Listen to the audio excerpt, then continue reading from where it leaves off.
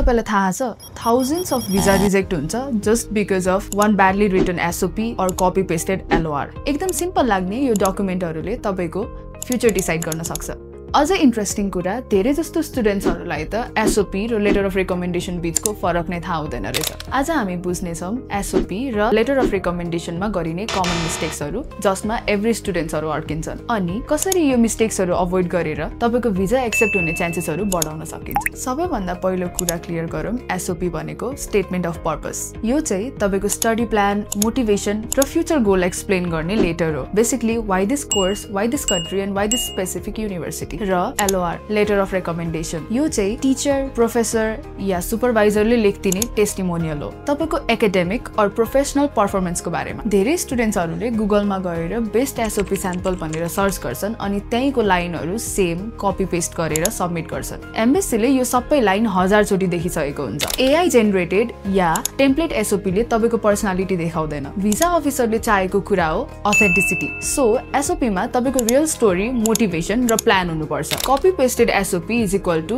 Rejection risk. अर्को mistake हो unfocused SOP। कति स्टुडेन्ट्सले SOP मा सबै कुरा हाल्दिन्छन्, childhood story, family drama, school picnic, everything. Remember SOP is not autobiography. It should be clear, specific and focused. Why this course? Why this country? How it helps your career? Embassy लाई clarity चाहिन्छ, not unnecessary paragraphs. अब कुरा गरौँ letter of recommendation को बारेमा। LOR मा भइरहेको सबैभन्दा कमन मिस्टेक हो र्यान्डम पर्सनले लेख्दिनु। धेरै विद्यार्थीहरूले जो पाए त्यसले लेखेको LOR सबमिट गरिरहेका हुन्छन्। युनिभर्सिटीले इजिली डिटेक्ट गर्छ। टोन, सिग्नेचर या इन्स्टिट्युसनल इमेल नै भएन भने सस्पिशियस हुने चान्सेस छ। भिजा अफिसरलाई readability matters a lot. Grammar, sentence flow, formatting सब क्लियर हुनुपर्छ। कति स्टुडेन्ट्सहरुले र्यान्डमली क्यापिटल लेटर्स और इमोजी पनि हालिरहेका हुन्छन् आफ्नो SOP मा। तर यस्तो डकुमेन्ट्सहरुमा प्रोफेसनल टोन मेन्टेन गर्नु क्रुशियल छ। फर्मल वर्ड्स, स्ट्रक्चर्ड प्याराग्राफ अनि प्रपर स्पेसिङ।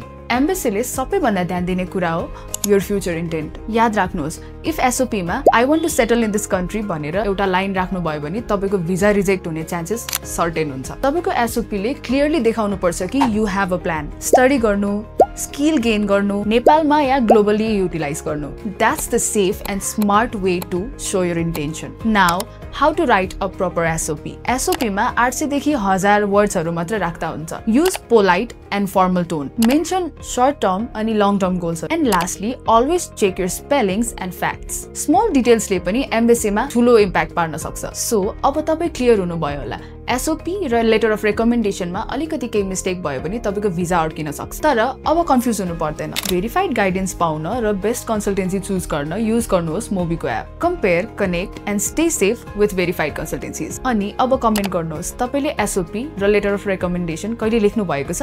अरु यस्तै इन्फर्मेसनल कन्टेन्टहरुको लागि हाम्रो च्यानल सब्स्क्राइब गर्न नबिर्सिनु होला। अनि आजै मोबीको एप डाउनलोड गर्नुहोस्।